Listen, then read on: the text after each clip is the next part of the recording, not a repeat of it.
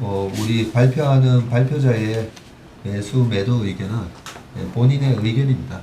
본인이 분석한 기업에 대해서 의견을 제시할지 심각하게 고민해보고 얘기해보라는 차원에서 매수 매도 의견을 얘기하는 거니까요.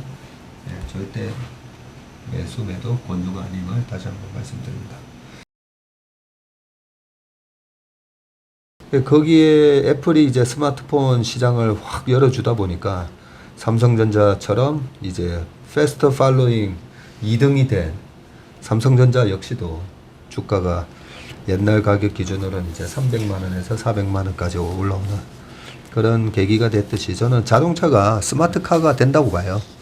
밸류체인의 밑단에 있는 거가 레버리지가 더 크고 그 업사이드가 더 크게 몇 배 더 크게 나타날 수는 있는데 초기에 고속 성장하는 부분을 지나게 되면은 밸류 프리미엄을 잃게 되는 경우가 대부분이잖아요.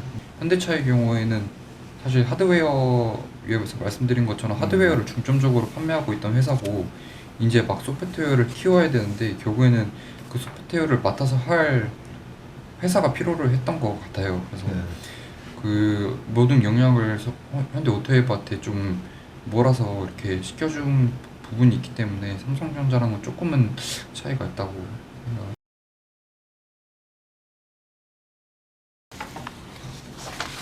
자, 나도 미래 펀드 매니저 오늘 8월 2일인데요. 우리 박성구 프로가 오늘은 현대오토에버라는 기업을 준비해 왔습니다. 현대오토에버라는 기업을 선정한 이유가 있나요? 그거부터 먼저 말씀드리면 여기 이제 두 번째 페이지에 있는 게 이제 밑에 적어놨지만 이제 현대차부터 현대 모비스, 글로비스, 위아까지 그 오토웨이버까지 제가 차트 이렇게 다 그려놨는데 보면은 코로나 이후로 주가 상승률도 제일 적고 최근에 이제 기아와 현대차는 좀 반등을 하고 있지만 보면 작년 20년도 말 그리고 21년도 초반에 고점을 찍고 이렇게 우하향하는 모습을 보이고 있었는데 오토웨이버는 보면은 주가가 위에서 이렇게 박스권을 그리면서 빠지지 않고 버티는 모습을 보면서 이 회사가 뭔가 있구나라는 생각을 하게 됐고 그래서 좀 준비를 해왔습니다. 네. 방금 말씀하신 대로 현대차 그룹이 작년 초에 애플 아이카를 이제 생산할 수 있다. 뭐 그런 이제 루머 기사도 나오긴 했었지만 그런 이슈 때문에 작년 초에 그죠? 네, 오버슈팅이 나왔고 그 이후로 많이 빠졌어요. 현대모비스 뭐 50% 이상 빠졌고 현대차도 굉장히 뭐 40% 이상 빠졌었죠 아마. 그러면서 우리 자동차 투자하시는 투자자분들이 꽤 많으신데 회사가 보면 정의선 회장님 들어오시고 나서 들어오신 게 아니라 이제 회장 취임하고 나신 이후로 현대차 그룹이 굉장히 저는 세련돼지고 있다 뭐 이런 표현을 많이 하거든요. 그런 거에 비해서 최근에 주가가 너무 많이 빠져가지고 오버슈팅을 감안하더라도 현대차 기준으로 PBR 0.6이 깨졌었으니까 야 이거는 뭐 좀 잘못 보고 있는 거 아닌가? 뭐 이런 생각이 들 정도였는데 말씀하신 대로 현대 오토에버는 굉장히 2020년, 21년도에 주가 오른 거에서 위에서 이제 왔다 갔다 하고 있어요. 우리가 항상 주식시장에서 내 생각보다 주식시장이 오히려 더 정확하다는 그런 겸손한 마음으로 시장을 바라봐야 되는데 현대 오토에버 지금 보면 시가총액이 한 3조 4천억 하는 회사가 이렇게 고공행진을 하고 있는 모습을 보면 뭔가 있다, 그죠?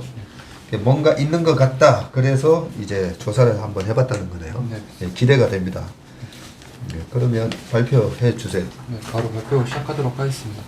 현대 오토웨이버 준비했고 기업 기호 먼저 말씀드리겠습니다. 8월 1일 어제 종가 기준으로 시가총액은 3조 4천억 원 정도 수준이고 주가는 12만 4천 원에 마감됐습니다. 그리고 22년도 기준으로 PER은 한 37배 정도 받고 있고 PBR이 2.2배, ROE는 한 6.5% 정도 기록을 하고 있고 23년 기준으로 보면은 PER이 한 30배 정도 받고 있습니다. 수익률을 제가 쭉 적었는데 이게 한 달, 또 세 달, 6달, 1년 이제 수익률인데 보면은 다른 자동차 업체들에 비해서 굉장히 적게 빠지고 있다는 것을 다시 한번 확인해 볼 수 있고, PBR하고 PER만 보면 절대 싼 주식은 아니네요. 네, 딴 주식. 예, 현대차가 PBR이 0.63 뭐 이 정도로 제가 기억을 하는데 네, PBR이 2.2배를 받고 있고 PER이 30배, 내년 기준으로도 30배면 네, 절대 싸지는 않다 그죠? 네. 예. 그래서 이어서 말씀드리면 지분 구조로 보면은 현대차가 한 31.5%, 그리고 그 다음에 현대모비스가 20%, 기아가 16% 갖고 있고, 조인삼 회장님이 한 7.3% 정도, 그리고 국민연금이 한 6% 정도 들고 있으면서 총 유통 가능한 주식수가 그렇게 좀 많지 않은 모습을 확인할 수 있었습니다. 잠깐만요. 현대차, 현대모비스 합쳐서 52%, 기아가 16점 하니까 이거 합치면 68%, 거기다 정의선 회장님까지 하면 75%가 넘네요. 네, 그래서 하루 거래량이 한 80억 정도밖에 되지 않습니다. 왜냐면 유통 가능 물량수가 워낙에 적기 때문에.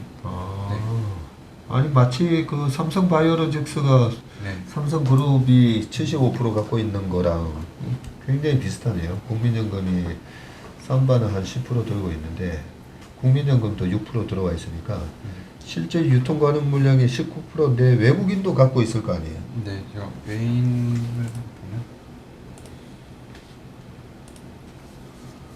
외국인이 1.8% 정도로 좀 적은 비중으로 좀 갖고 있습니다. 외국인은 네. 많이 안 가지고 있네요. 네, 어쨌든 유통 가능 주식 수가 20%가 안 되는 네, 약간 풍기 주식이네요. 네, 이어서 말씀드리겠습니다. 현대오토웨이버는 2000년 4월에 설립이 돼서 현대자동차 그룹 계열의 IT 서비스 업체입니다. 그래서 21년도 매출액은 한 2조 원 정도로 기록을 했는데 사업 부문별로 이 ITO라고 불리는 IT 아웃소싱 부분이 한 50% 정도를 차지를 했고, SI라고 부르는 사업 부분이 한 36% 정도 구성을 했고, 그 외에는 이제 차량용 소프트웨어 매출이 있었습니다. 현대자동차 그룹의 IT 투자 확대에 따라서 매출 성장과 전략 사업 성장에 따른 수익성 개선이 좀 전망이 되고 있고, 최근에 합병을 했는데 자동차 산업 패러다임 변화에 맞춰서 소프트웨어 부분 경쟁력 강화를 위한 결정이라고 좀 판단이 되고 있습니다.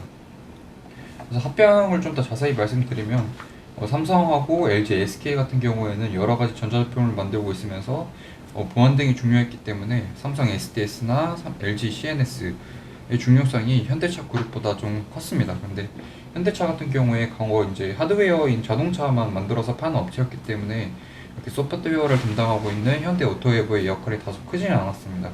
근데 현대오토웨이버가 전장 부품 소프트웨어를 담당하고 있던 현대오토론하고 내비게이션 지도 사업을 담당하고 있던 현대 MN소프트를 21년도 4월달에 합병을 하게 됩니다. 그래서 단순 IT 서비스 회사에서 벗어나서 차량에 들어가는 소프트웨어 플랫폼을 만드는 업체로 좀 재탄생하게 되는 계기가 좀 있었습니다.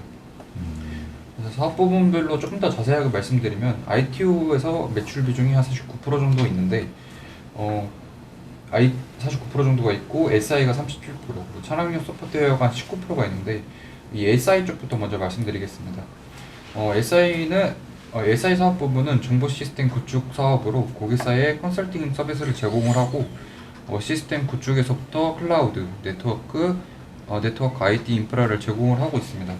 근데 이 소프트웨어 수요가 꾸준히 늘어나는 중이고, 이 매출 발생 요인은 현대차 그리고 기아의 급격한 전기차 생산 전환, 그리고 클라우드 시스템 구축, 그리고 셀다니의 신규 공장 건설, 그리고 GBC 건설인 삼성동 4억을 짓는데 다수의 대규모 프로젝트가 진행되고 있는데, 이게 이제 발생이 되면서 SI 쪽 매출 비중이 커지는 걸로 나와 있고, 21년도 기준으로 한 7,400억 원 정도 매출 기록을 했는데 CAGR로 12% 정도 성장을 해서 26년도에는 1.4조 원까지 늘어날 전망이고, 수익성은 한 미드 싱글 정도로 예상이 되고 있습니다.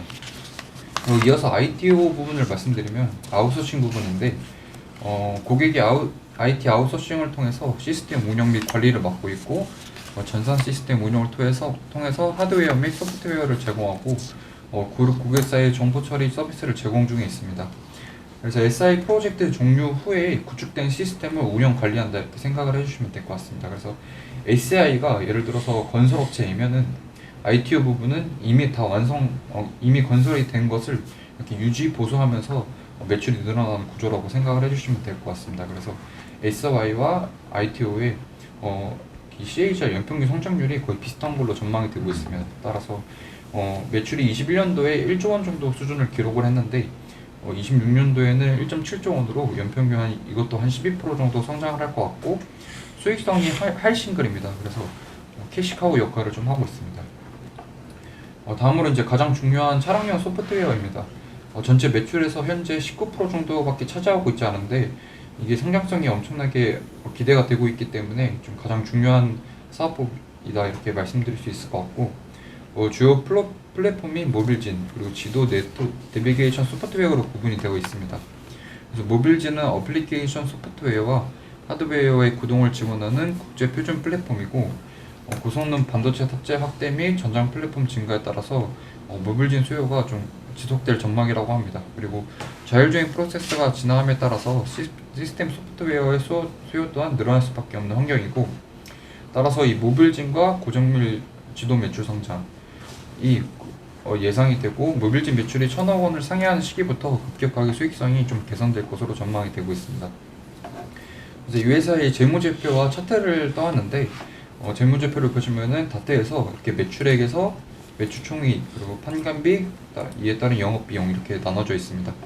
그리고 21년부터 이 차량용 소프트웨어 부분이 아까 말씀드렸던 것처럼 합병이 되면서 21년도 2Q부터 이 매출이 잡히게 된 것을 좀 확인할 수 있었습니다. 그리고 이 오른쪽 아래 제가 매출 총이익 부분을 비워놓은 것은 이번에 실적 발표가 한지 안 돼서 그 분기 보고서가 나오지 않아서 제가 좀 공란으로 해두었습니다. 그래서 워닝 모멘텀으로는 그 현대차 그룹의 안정적인 캡티브 마켓으로 좀 확보가 되어 있고 그리고 합병을 통해서 차량 내부 스마트 모빌리티 통합 운영 시너지가 좀 기대가 되고 있습니다. 근데 다운사이드 리스크로는 자동차 구조 변화로 인해서 글로벌 자동차 수요 감소로 현대차 그룹의 IT 투자 지원 가능성이 있고 이 두 번째 거는 승계 비용 마련을 위한 대주주 지분 출회 가능성인데 이건 어떻게 보면 호재가 될 수도 있고 악재가 될 수도 있는데 바로 이어서 말씀드리도록 하겠습니다. 그리고 일감 벌어주기 이슈가 좀 부각될 우려가 있습니다. 이 위에서 말씀드렸던 이 승계 비용 마련을 위한 대주주 지분 출회 가능성인데 밑에 보시면 이제 정의선 회장이 현대차 그룹 내에 보유하고 있는 지분 순으로 제가 좀 나눠왔습니다. 보시면은 보유 금액 기준으로 현대 글로비스가 한 1조 4천억 원으로 가장 많이 보유를 하고 있고 그 다음으로 현대 기아차 그리고 그 다음으로 현대 오토웨이브를 좀 많이 들고 있습니다. 이 회사를 합병을 할 때 정의선 회장이 지분을 한 절반 정도를 매각을 했는데 향후에 만약에 또 현금이 필요로 할 경우에 이 현대 오토웨이브를 팔아서 그 승계 비용을 마련을 해야 하는데 그로 인해서 현대 오토웨이브의 기업 가치를 빠르게 끌어올릴 가능성이 좀 높다고 전 개인적으로 좀 그렇게 생각을 했습니다. 이제 이 회사의 사업 부분별로 먼저 보시면은 차량용 소프트웨어 부분이 가장 중요하다고 생각을 해서 가장 좀 딥하게 그리고 매출 추정도 조금 꼼꼼하게 한번 해보았습니다. 먼저 차량용 소프트웨어 부분은 주요 매출이 모빌진 그리고 지도 이렇게 구분이 되는데 이 모빌진 안에서도 제품이 세 가지입니다. 모빌진 클래식이 있고 모빌진 AD 그리고 모빌진 애더티브 이렇게 세 가지가 있는데 제가 지도부터 먼저 매출 추정을 한번 해보겠습니다. 먼저 지도 내비게이션 소프트웨어 부분입니다. 이 가운데 보시면 사진이 이 왼쪽 부분이 저희가 기존에 쓰던 내비게이션이고 이 오른쪽이 이제 3D 형태로 된 고정밀 지도 부분인데 현재 현대 오토웨이브의 소프트웨어 사업 부분의 대부분이 지도 사업에서 좀 발생이 되고 있습니다. 그래서 지도 사업은 현대 MN 소프트를 흡성 합병하면서 추가가 되었고 연간 매출은 3천억 원 정도 수준입니다. 근데 향후에 자율주행 레벨 3 이상을 구현하기 위해서는 인지 분야에서 센서와 함께 정밀 지도가 필요로 하는데 동사의 지도 사업은 고정밀 지도 제공을 통해서 26년도에 약 4천억 원 정도로 성장이 예상이 되고 고정밀 지도 매출은 구독용 형태로 향후에 수취할 계획도 좀 갖고 있습니다. 근데 이 구독용 형태는 아직 가시성이 너무 없기 때문에 제가 이건 아예 반영하지 않았습니다. 그리고 모빌진 클래식 부분입니다. 엔진 시트 그리고 엔진 시트 등 바디 부품 그리고 조향, 인포테인먼트에 적용되는 베이직 소프트웨어로 17년부터 적용이 됐습니다. 매출 발생은 신차 프로젝트별로 개발 인력이 적용되어서 용역비를 받는 형태이고 현재 매출은 연간 500억 원 정도 수준입니다. 그래서 제가 이제 추정을 한번 해보았는데 2018년, 19년, 20년도까지는 이미 확정된 매출이고 그 이후로 모빌진 클래식에서는 제가 아래도 적어놨지만 매출 발생 구조가 신차 프로젝트별로 개발 인력을 제공을 해서 용역비를 받는 형태로 현대 기아차가 과거에 비슷한 숫자의 신차 개발을 한다는 가정을 했습니다. 그래서 현재와 비슷하게 500억에서 더 이상 성장을 하지 않는다고 제가 가정을 했고 그렇기 때문에 모빌진 클래식 쪽에서는 제가 500억으로 2030년까지 쭉 추정을 해 놓았습니다. 그리고 이제 지도 부분인데 현대 MN소프트가 보면은 합병하기 전에 18년도 매출이 한 2,500억 원 정도의 영업이익은 300억 원 그리고 2020년도에도 한 2,700억 원 정도의 영업이익은 한 340억 원 정도 이렇게 나왔었습니다. 그래서 21년도 그 모빌진 클래식하고 지도 부분을 좀 합쳐봤을 때 현재 이 두 개밖에 매출이 나오지 않기 때문에 이 두 개를 합쳐봤을 때 모빌진 클래식에서 500억 원 정도 나온다고 제가 추정을 했고 지도 매출은 2,393억을 제가 추정을 했는데 추정을 해서 합산 2,893억이 있었을 걸로 제가 이렇게 개별적으로 브레이크다운을 한번 해보았습니다. 근데 이 합병 효과로 지도 부분 매출이 21년도 2분기부터 반영이 되었기 때문에 21년도 지도 부분 매출은 한 3,200억 원 정도 매출 추정을 하게 되었습니다. 이 3,200억 원은 지도 매출 2,393억 원에 한 분기 더 얹은 숫자라고 생각을 해주시면 될 것 같습니다. 그래서 지도 부분은 과거에 2018년에 MN소프트가 2,500억 원 정도 매출을 달성하고 21년도에 3,200억 원 정도 수준을 달성한 것을 봤을 때 연간 한 230억 원 정도 성장을 한다는 것을 알 수 있었고 따라서 이거를 쭉 나열을 해봤을 때 26년도 지도 부분이 한 4,840억 원 정도 예상이 되고 2030년에는 매출액이 5,760억 원으로 예상이 됐습니다. 그래서 이거를 토대로 봤을 때 위에서 현재 그 시장에서 보는 추정치하고 좀 비슷한 숫자인 것을 좀 확인할 수 있었습니다. 근데 매출 여기서 더 업사이드가 나올 수 있는 요인으로는 첫 번째로는 향후에 UAM이나 로봇 사업에 항공 지도와 실내 지대 제공도 목표로 하고 있기 때문에 매출 업사이드 요인이 있을 수 있고 두 번째로는 고정렬 지도 사업은 주로 국내에서 전개될 전망이기 때문에 해외 시장의 경우 타업체와 좀 협력할 계획을 갖고 있기 때문에 이쪽에서도 매출이 업사이드가 될 수 있고 내비게이션 헌법 지도에서 고정렬 지도의 변화로 인한 구독 매출이 좀 늘어날 수 있다는 것을 확인할 수 있었습니다. 다음으로 이제 소프트웨어 안에서 모빌진 AD 부분입니다. 이 모빌진 AD가 그 소프트웨어 안에서도 이제 가장 중요한 부분이라고 확인을 해주시면 될 것 같습니다. 이 클래식하고 그 더 차세대 기술의 어댑티브의 중간에 출시되는 과도기 시점의 소프트웨어인데 자율주행 레벨 2하고 3의 아드스 시스템에 제어에 적용이 되고 있습니다. 그래서 조향, 제어, 에어백, 서스펜션, 자율주행 등 20개 기능을 토합하고 해당 기능에 대한 후타 업데이트를 가능하게 하는 베이직 소프트웨어입니다. 그래서 대당 ASP는 4에서 5만원 수준인데 이게 트림별로는 한 2에서 10만원까지 갈 수 있다고 합니다. 현대차, 기아차의 전기차 전기 속도가 빨라지면서 현대 오토넷이라고 불리는 이 소프트웨어 매출도 크게 증가할 전망이고 모빌진 AD 적용 제품은 제네시스 전기차인 GV60을 시작으로 올해 이제 연말에 나오게 된 G90에서 이제 확실하게 레벨 3를 탑재해서 나올 것 같습니다. 그래서 G90의 신차에 적용될 예정이라고 합니다. 그리고 24년도에는 제네시스와 고급차 19개 차종에 적용이 될 예정이고 향후에는 이제 30개 모델까지 확대 적용이 될 예상입니다. 그래서 모빌진 어댑티브 부분까지 좀 간단하게 살펴보면은 OTA 업데이트 그리고 고성능 AP 대응과 다양한 어플리케이션과 연동할 수 있는 소프트웨어로 이 자율주행 레벨 3 이상에 적용이 되고 있고 적용이 될 것 같고 23년 그리고 25년부터 제네시스 상위 모델부터 적용이 될 계획이라고 회사에서는 가이던스를 주었습니다. 이 모빌진이라는 단어는 어디서 온 거예요? 제가 그 단어 유래는 아직 못하는데요. 네. 현대차 그룹에서 만든 아닙니다. 어떤 플랫폼, 자동차 플랫폼의 어떤 이름인 건지. 여기 위에 첫 번째 페이지 보시면 모빌지는 어플리케이션 소프트웨어와 하드웨어의 구동을 지원하는 국제 표준 플랫폼 이렇게 국제 네, 표준 나와 플랫폼이군요. 네.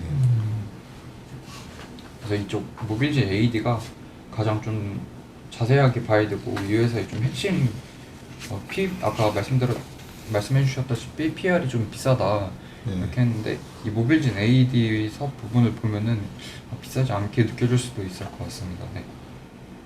그래서 이어서 말씀드리면 이 네. 모빌진 AD 쪽을 제가 좀 정확하게 매출 추정을 하기 위해서 현대차 이제 17년부터 21년까지 어느 정도 점유율을 차지를 했고 어느 정도 차량 판매를 했는지를 제가 가지고 왔습니다. 그래서 반도체 코로나 이슈와 그리고 반도체 이슈가 없었던 18년도 그리고 19년도 현대차 판매의 대량 대수를 기준으로 했고 보시면은 경차가 A 세그먼트라고 불리고 소형차가 B 세그먼트 그리고 중형차가 D 세그먼트 그리고 이외에 뭐 E, F까지 이렇게 나누는 모습을 확인할 수 있었습니다. 그리고 이 왼쪽 아래에 이렇게 검은 색깔로 된 거는 이제 글로벌에서 럭셔리 차가 어느 정도 판매가 되는지 현대차에서 이제 발표를 해준 것이고 이제 18년도부터 22년도 상반기까지 제네시스 판매 대수 그리고 기아에서도 차급별로 어느 정도 판매가 비중이 되었는지 이 위에 자료를 근거로 제가 추정을 한번 해보았습니다.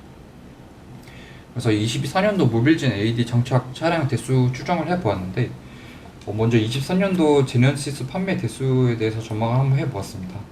24년도 글로벌 럭셔리 시장 산업 수요는 이 럭셔리 차가 한 1,100만 대 정도 이제 매년 팔릴 계획인데 그 중에 현대차가 이제 글로벌 MS를 현재 한 5.6% 정도를 차지를 하고 있습니다.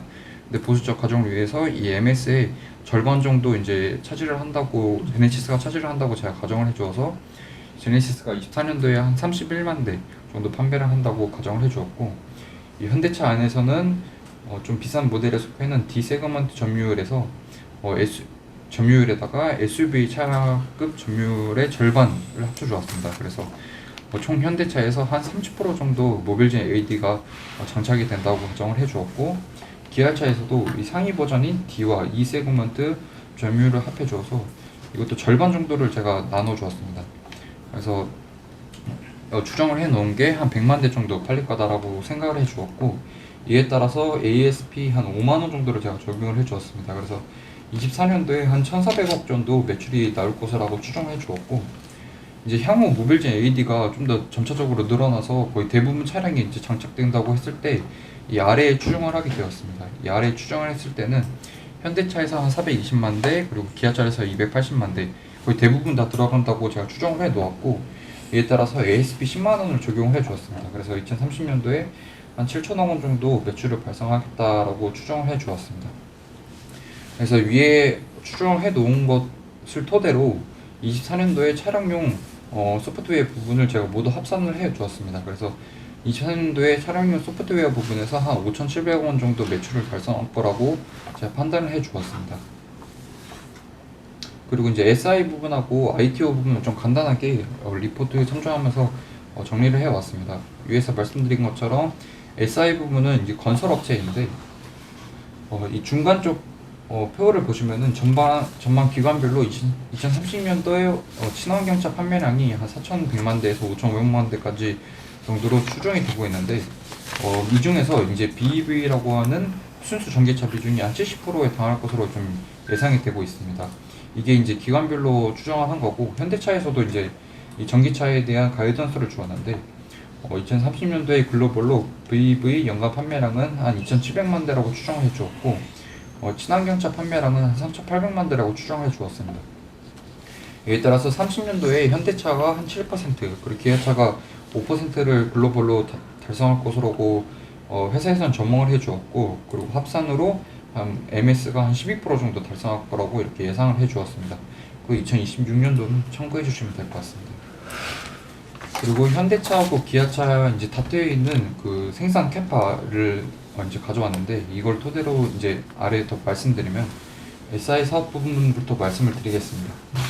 SI는 기업이 비즈니스를 수행하기 위해서 필요한 정보와 시스템을 구축하는 사업으로 당사는 기업의 정보화 계획 및 전략 수립에 대한 컨설팅 서비스 및 소프트웨어를 포함한 시스템 구축에서 ASP 사업, 그리고 데이터 센터, 클라우드, 네트워크 등 IT 인프라 서비스를 제공을 하는데 제가 삼성증권에서 추정치를 좀 따왔습니다. 이게 추정치를 따온 이유는 이게 아래 제가 굵은 글씨로 표시해 놓은 것처럼 이 회사가 이제 전기차 설비 전환, 그리고 전기차 전용 공장 건설, 그리고 GBC 건설 프로젝트, 그리고 클라우드 시스템 구축을 통해서 매출이 발생이 되는데, 이 제가 전기차로 전환이 되는 거는 추정을 해 놨는데, 이 GBC 삼성동 사옥에 들어가는 거랑 클라우드 시스템 구축하는 거는 제가 좀 추정하기 어려워서 리포트를 참조해 주었고, 이 SI 부분 매출에서 21년도에 한 7,400억 원 정도로 했는데 26년도에 1.4조 원, 그리고 CAGR로 12% 정도 증가한 수치입니다.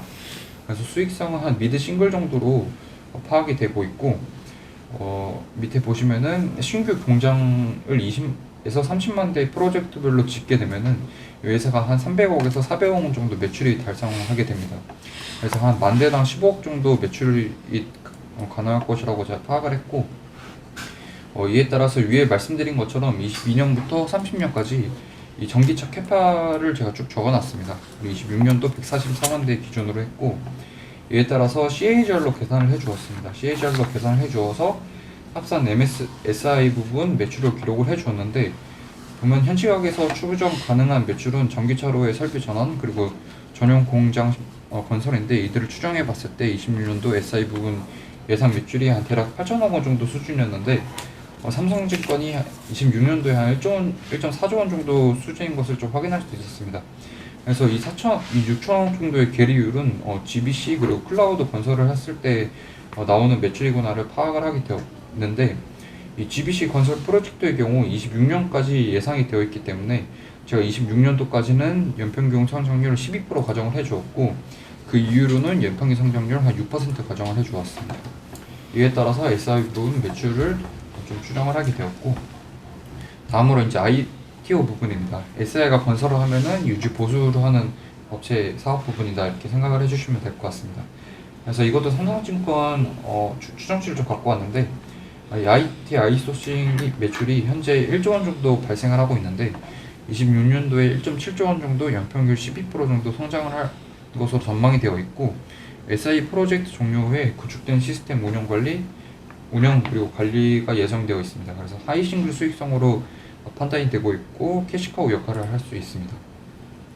그리고 SI 프로젝트 종료 후에 구축된 네트워크와 시스템을 운영 관리, 유지 보수해주는 사업 부문인 것을 다시 확인할 수 있었고, 이 클라우드 시스템 구축 후에 운영 매출이 한 250억 원에서 한 300억 정도 꾸준히 발생을 하고 있다고 합니다. 그래서 위에 말씀드린 것처럼 22년부터 26년까지 이것도 마찬가지로 12% 성장을 가정하게 주었고, 26년부터 30년까지는 CAGR로 6% 성장을 가정을 해 주었습니다. 이에 따라서 마지막으로 밸류에이션 해보면 제가 위에서 매출 추정해 놓은 것을 다 가져왔습니다. 근데 이 GPM은 과거 5년치 평균을 제가 기록을 해 주었고, 차량용 소프트웨어 사업 부분은 제가 20%로 추정을 해 두었는데, 이 20%에서 제가 보수적으로 추정하기 위해서 20%로 제가 쭉 추정을 해 주었지만, 앞으로 22%에서 그 이상으로 좀 올라갈 수 있다고 좀 판단이 되었습니다. 근데 20% 정도만 판단해 주었고, 이에 따라서 판관비는 현대 22년도에 13% 정도 증가할 것으로 올해 상반기 정도 봤을 때 그렇게 경영 실적 발표를 했었는데, 이에 따라서 YY로 13%에서 매년 1% 정도 빠지는 것을 감안을 해 주었고, 이에 따라서 영업이익, 당기순이익을 구해 주었습니다. 그리고 이제 PER을 제가 부여를 해 줘야 되는데, 24년도 현대오토웨이버 예상 당기순이익 1,500억 원에 제가 PER 35배를 기록을 해 주었습니다. 근데 이 PER에 대한 설명을 하기 위해서 제가 최근에 좀 고민이 됐던 부분이, 엔비디아 같은 경우에 이제 PER을 한 25배 정도 받고 있고, 코카콜라가 25배, 그리고 코스트코도 한 40배 이상을 받고 있는데, 제가 PER을 추정하기에는 너무 힘들다는 생각을 하게 되었고, 이 PER은 시장이 부여해 주는 거고, 제가 판단해야 될 것은 그 PER이 제가 타겟을 하고 있는 그 연도에도 똑같이 이익이 가치성이 있나, 그럼 그때도 이익의 지속성 그리고 성장성이 있나, 이 정도만 판단을 해주어서 이 EPS를 정확하게 판단해주고, 이 시장이 부여한 PER에서 PER을 제가 사용하면 된다고 이렇게 생각을 하게 되었습니다. 그래서 PER 35배를 부여해줬고, 오히려 24년도에 매출 이제 성장이 좀 더 가시성이 높아지고 본격적으로 이익이 찍히는 숫자이기 때문에 제가 24년도를 타겟팅으로 해주었고, 이에 따라서 예상 시가총액은 5조 3,500억 원을 계산을 하게 되었고, 현재 시가총액은 3조 4천억 원으로 업사이드 요인이 한 60% 정도 예상을 하게 되었습니다. 근데 이 60%에서 업사이드 요인으로 판단할 수 있는 게 4가지를 짚어봤는데, 먼저 글로벌 신차 판매 대수가 조금씩이라도 늘어날 수 있다고 생각하게 되었고, 이 글로벌 안에서 현대 기아차의 글로벌 MS가 높아질 수 있고, 이 차량용 소프트웨어의 GPM이 규모의 경쟁을 통해서 좀 더 높아질 수 있다고 생각하게 되었습니다. 그리고 마지막으로 이 모빌진 AD에서 아답티브로 전환이 되면서 ASP가 좀 급상승할 수 있다는 생각을 하게 되었습니다. 그리고 좀 마지막으로 제일 중요한 거는, 기존에 이제 자동차가 하드웨어만 판매를 하게 되었는데 이제 소프트웨어로 전환을 하지 않으면 자연스럽게 좀 없어지는 추세가 되는 것 같습니다. 왜냐면 2025년 이후로 애플카도 출시가 예정이고, 대형 플랫폼 회사들도 출시가 좀 자동차 판매를 할 것 같은데, 만약에 소프트웨어 부분을 키우지 않으면 현대차, 기아차는 자연스럽게 이 MS를 뺏기고 없어지는 구조가 된다고 생각을 해서, 이 현대차 그룹 내에서 현대 오토웨브를 키울 수밖에 없는 구조라고 생각을 하게 되었고, 그에 따른 이게 성장성이 훨씬 좀 보이기 때문에 매수 의견 내면서 마무리하도록 하겠습니다. 이상입니다.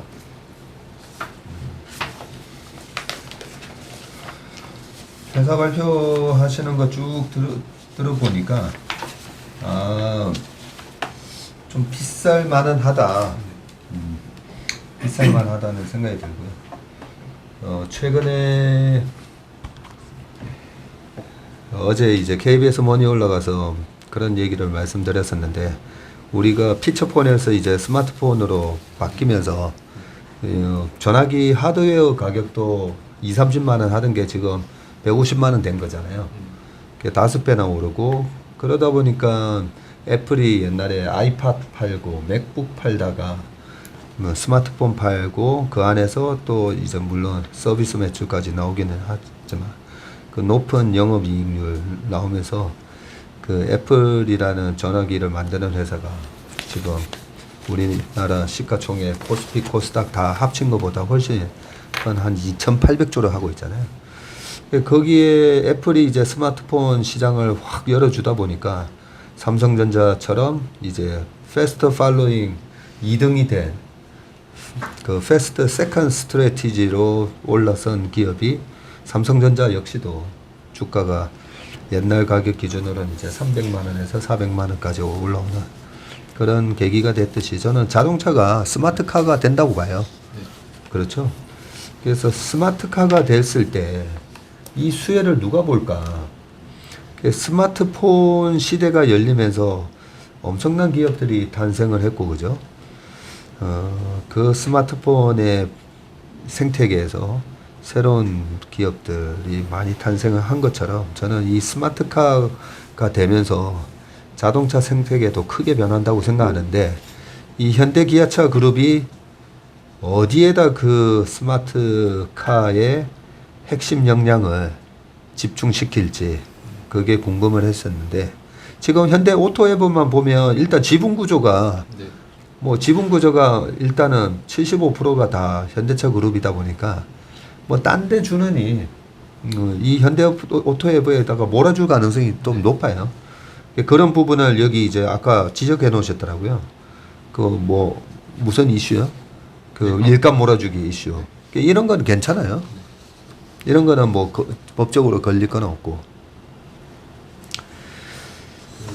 정의선 회장님 이제 발표하신 거 보면 향후에 매출이 100이 나오면은 50이 하드웨어에서 나올 거고 30%는 소프트웨어에서 나올 거다, 이렇게 말씀을 해 놓으신 상태고, 네.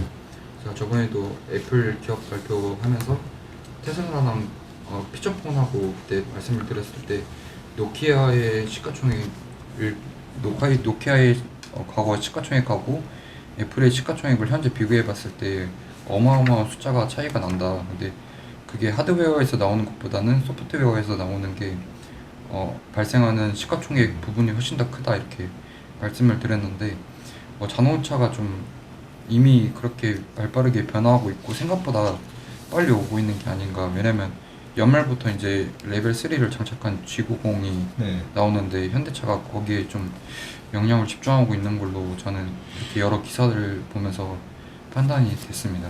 그리고 그래서 제가 2024년도를 타겟팅한 게 G90을 시작으로 이제 제네시스부터 차례적으로 이렇게 쭉 그 플랫폼을 장착을 할 건데, 그게 이제 실적이 찍히고 가시성이 보이는 숫자가 24년이라고 생각을 해서 24년도를 타겟팅해 주었습니다.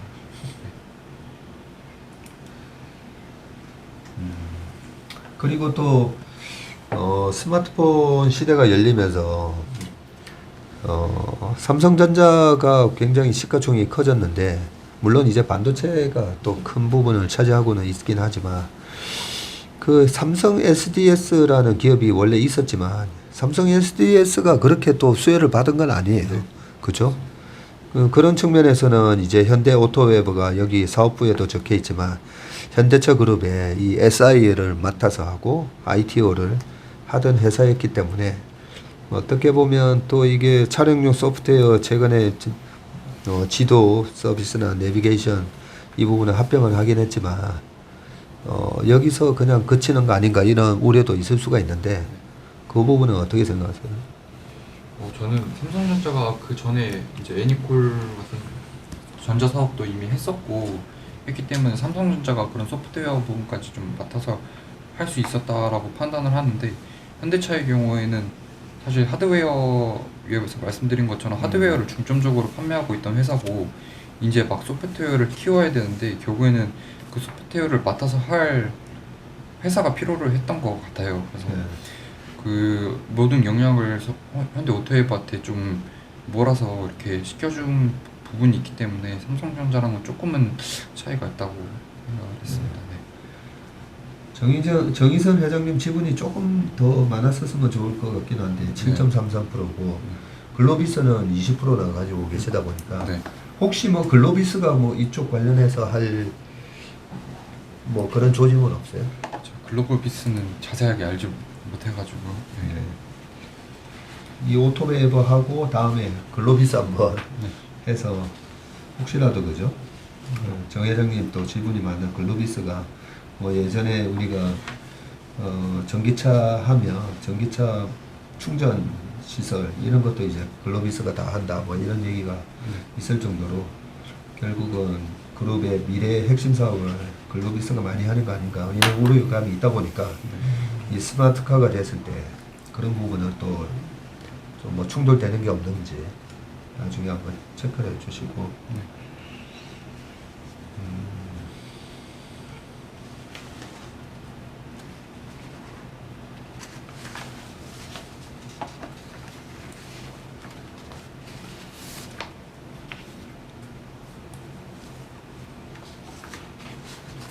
그 좀 전에 이제 한번 언급하셨는데 정의선 회장님도 이제 하드에서 벌어들이는 수익이 50%면 네. 소프트웨어에서 30%. 그 부분이 지난번에 제가 뉴스를 읽다 보니까 전 세계 지금 자동차 회사들이 버는 영업이익이 한 160조 정도 되면 2030년 되면 이런 구독 서비스를 비롯해서 여러 가지 소프트웨어를 이제 구독 서비스로 많이 할 거니까 그 자동차와 관련된 구독 서비스에서 발생하는 영업이익이 한 190조까지 오더라고요. 네. 그런 측면에서 보면 2030년도에 지금 차량용 소프트웨어부터 모빌진 AD까지 해서 총 이게 현대 오토에버 차량용 소프트웨어 부분 네, 매출 추정이죠. 네네 맞습니다. 예. 이걸 다 합치면 그러면 한 2조 5천억 정도 된다 그죠? 아닙니다. 촬영 소프트웨어 이게 합산입니다. 맨 위에 게. 아, 밑에 합산. 아래 지도, 클래식, AD. 이 밑에 거 합산 그렇죠. 네. 이걸 보면 지금 3,920억인데 2022년도 네. 2030년도 됐을 때 지금보다 겨우 3배 더 늘어나는 거예요. 그게 이제 지도 그리고 클래식 AD가 있는데 현재 AD에서는 거의 매출이 발생을 하지 않고 이제 내년부터 GV90 시작으로 이렇게 한 7년, 8년 만에 한 10배 정도 나는 걸로 네. 이렇게 추정을 했습니다.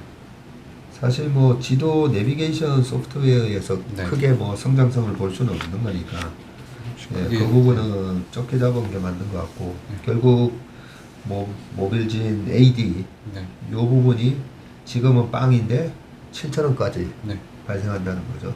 근데 제가 이게 현 상황에서 봤을 때 정말 현실적으로 추정을 해 놓은 건데 향후에 만약에 테슬라가 생각을 하고 있는 것처럼 그 구독 서비스로 매출 전환이 되게 된다면 네, 사실 이 숫자는 다 의미가 없을 것 같습니다. 그렇죠. 왜냐면 네.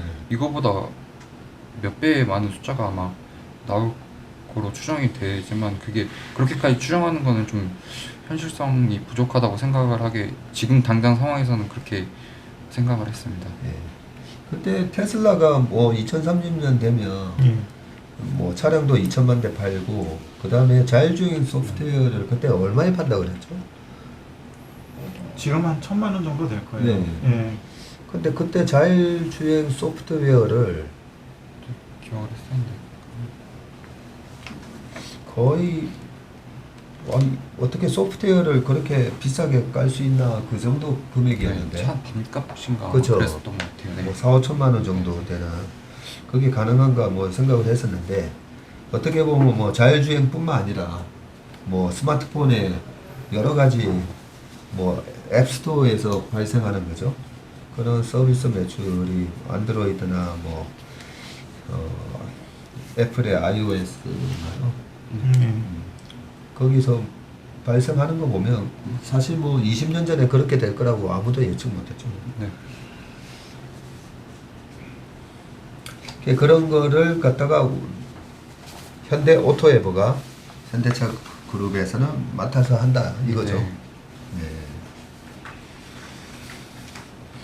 그러면 지금 바이 의견을 얘기하셨는데 그 바이는 롱텀 바이라고 보면 되나요? 네.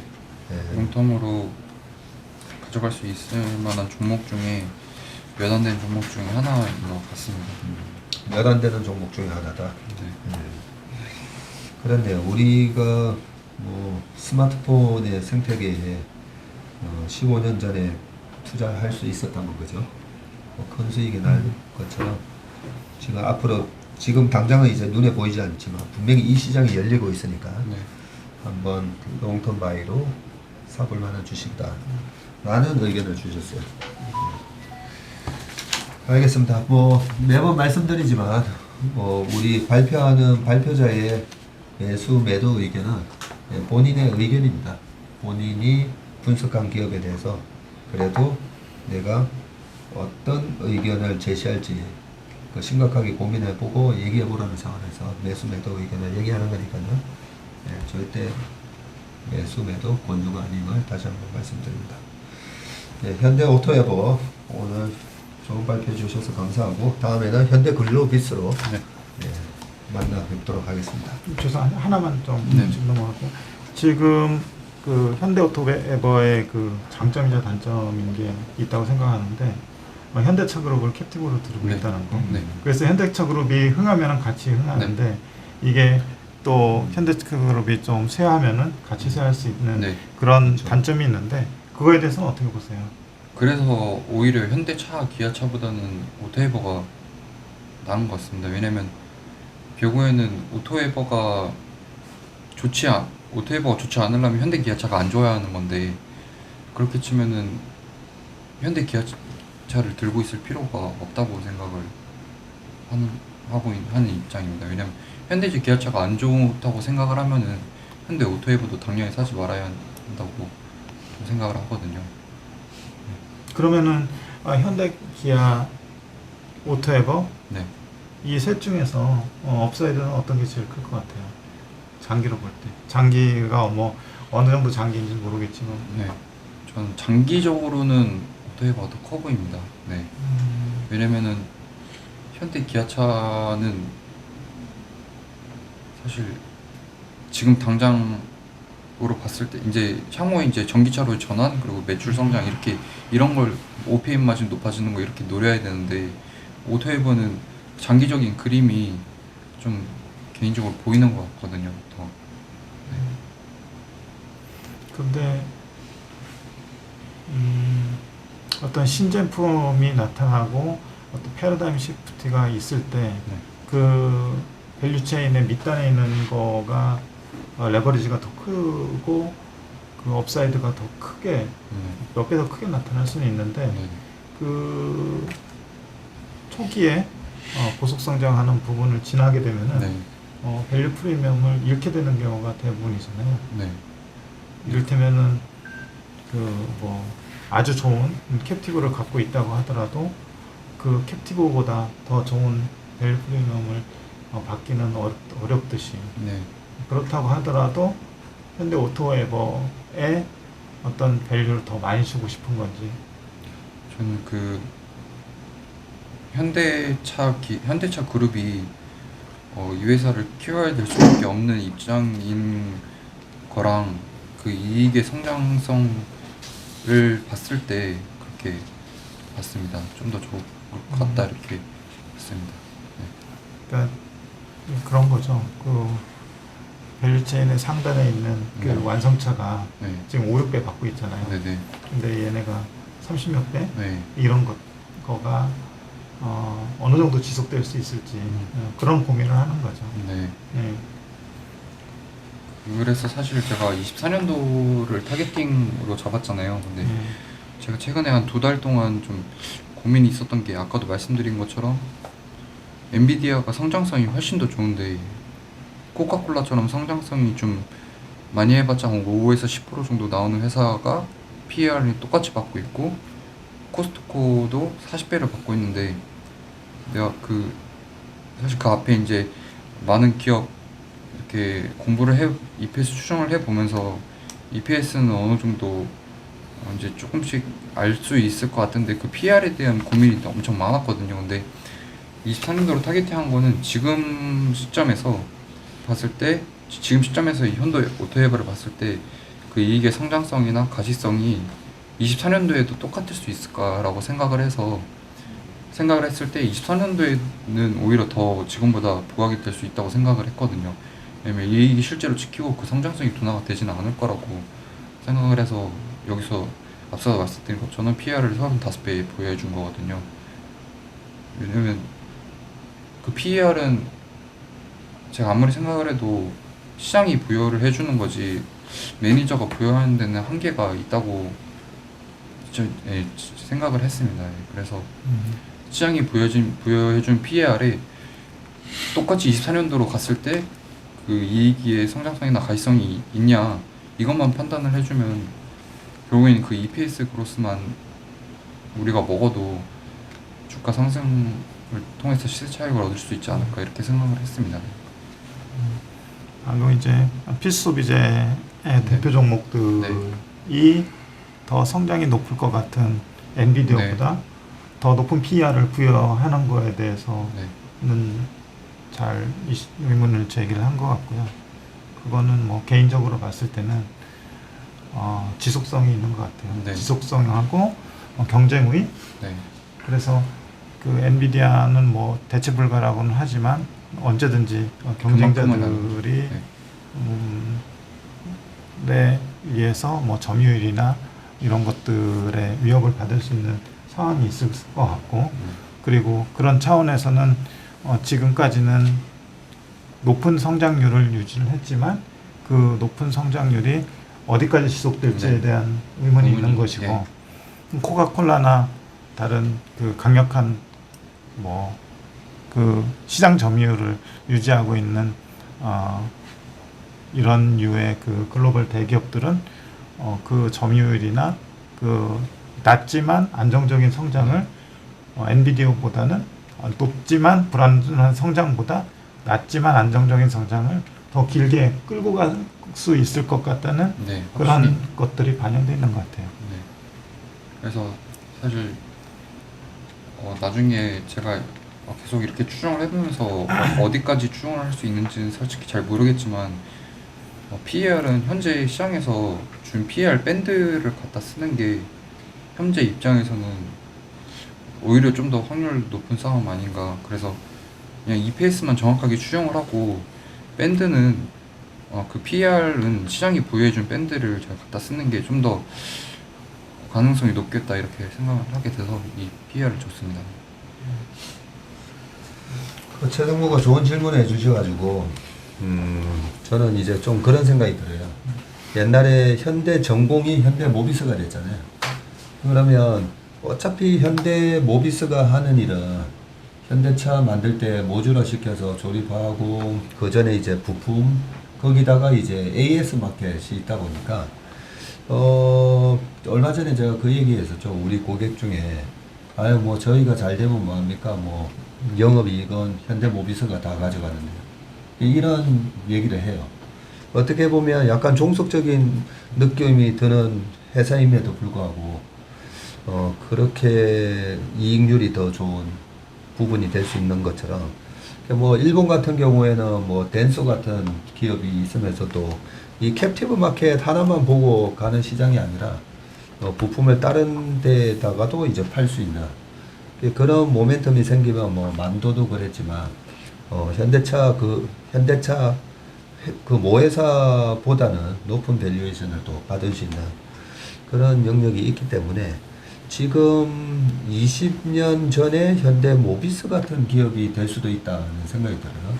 이게 전장화되면서 아무래도 그 안에 촬영용 소프트웨어 시장이 계속 커지다 보니까 그 부분을 노리고 현대차 그룹이 이렇게 현대 오토에버라는 기업을 지금 만들어서 또 합병도 하고 가는 거잖아요. 이 미래 이 시장을 다른 업체한테 주기가 싫으니까. 그렇다면 제가 봤을 때는 현대 글로비스를 공부도 해봐야 되겠지만 과거 이제 현대 2002년부터 2007년 8년까지 그때 보면 현대차보다 현대 모비스, 현대 전공 주가가 어마어마하게 올랐거든요. 약간 그 스토리로 우리가 한번 생각을 해봐야 될 것 같아요. 그래서 그 현대 모비스를 한번 공부를 해보는 것도 좋을 것 같아요. 제가 현대 오토에버라는 이 기업을 우리가 얼마 전에도 공부하긴 했었지만 공부하기 전에는 전장화되고 뭐 이렇게 소프트웨어가 많아지고 하면 현대 모비스가 좋아지는 거 아닌가 저는 막연하게 그렇게 생각했었거든요. 근데 알고 보니까 현대 오토에버라는 기업이 있네. 예, 이쪽이 오히려 앞으로 전기차가 되고 구독 서비스 관련된 여러 가지 스마트카가 됐을 때 얘가 핵심인가 우리가 그런 걸 좀 느꼈었잖아요. 예, 그렇다면 그게 20년 전에 현대 모비스랑 좀 비슷한 그림일 수가 있으니까 그 모비스를 한번 지금 박세익 전무가 얘기한 그 그림이 그렇게 적용되는 게 맞는 건지 아닌 건지 그 부분을 그런 관점으로 한번 모비스가 옛날에 그러면 모비스 당시에 현대차랑 밸류에이션이 어떻게 형성이 됐었는지 다 나오잖아요. 그렇게 한번 공부를 해보면 좋을 것 같아요. 예, 괜찮을 것 같습니다. 네. 그러면 오토앱에 이어서 다음 시간에는 모비스 같이 한번 과거를 공부해보면서 우리가 미래를 한번 또 예측해보는 시간을 갖도록 하겠습니다. 예, 현대 오토에버 박성구 프로 오늘 발표하셨습니다. 수고하셨습니다. 네.